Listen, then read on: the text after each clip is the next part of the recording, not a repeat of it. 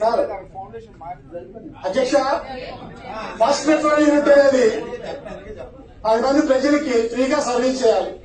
కానీ కొత్తగా గవర్నమెంట్ వాళ్ళు ఒక ప్రపోజల్ పెట్టారు.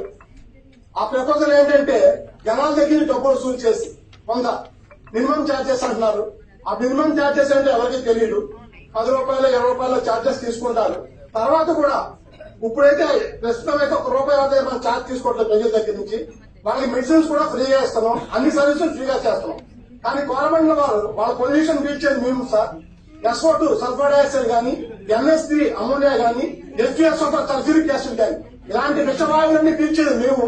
కానీ CSR ఫండ్స్ కింద వాళ్ళు ఒక ప్రైవేట్ ఆర్గనైజేషన్ ద్వారా, ఒక సొసైటీ ద్వారా చేద్దామని మంచి ఆలోచనతో వచ్చారు. అందరికి దానికి గణబాబు గారు లెటర్ పెట్టి చేయడం అయితే సంతోషం. కానీ మా రిక్వెస్ట్ ఏంటంటే హంబుల్ రిక్వెస్ట్, ఎవరి దగ్గర రూపాయి తీసుకోకుండా చేయాలి.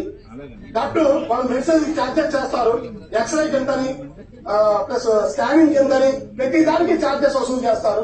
వసూలు చేయడం వల్ల ప్రజలందరూ కూడా సఫర్ అవుతారు. కానీ రెఫరల్ యూనిట్ వల్ల మీరిండు మారిపోతారు, ఒక ప్రైవేట్ హాస్పిటల్ కింద తయారవుతుంది తప్ప దీన్నైతే అక్కడ ప్రజలు కూడా ఎవరు కూడా ఆమోదించరు.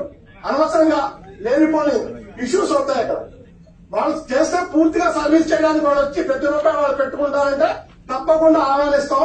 అంతేగాని ఛార్జెస్ వసూలు చేసి ఒక ప్రైవేట్ హాస్పిటల్ కింద తయారు చేస్తాం అంటే మటుకు అక్కడున్న ప్రజలు కూడా అంగీకరించాలని తెలుపుతూ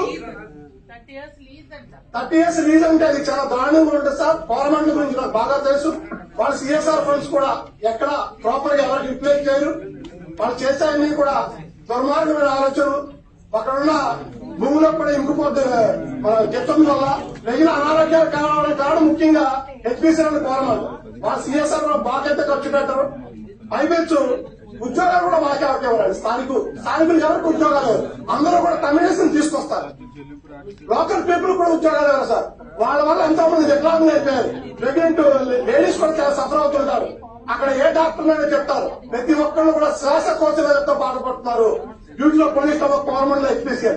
వర్షం పడితే చాలు సార్, మొత్తం అంతా స్మెల్ వచ్చేస్తుంది. వర్షం పడగానే మేఘాలు రాగానే మొత్తం పొల్యూషన్ చేస్తారు 2 కంపెనీలు కూడా. నా హంబుల్ రిక్వెస్ట్, టోటల్ గా ఫ్రీ సర్వీస్ చేస్తామంటే కనుక వాళ్ళకి ఇవ్వడానికి మాకు అభ్యంతరం లేదు. ఛార్జెస్ వసూలు చేస్తామంటే దాన్ని మేము వ్యతిరేకిస్తాం సార్.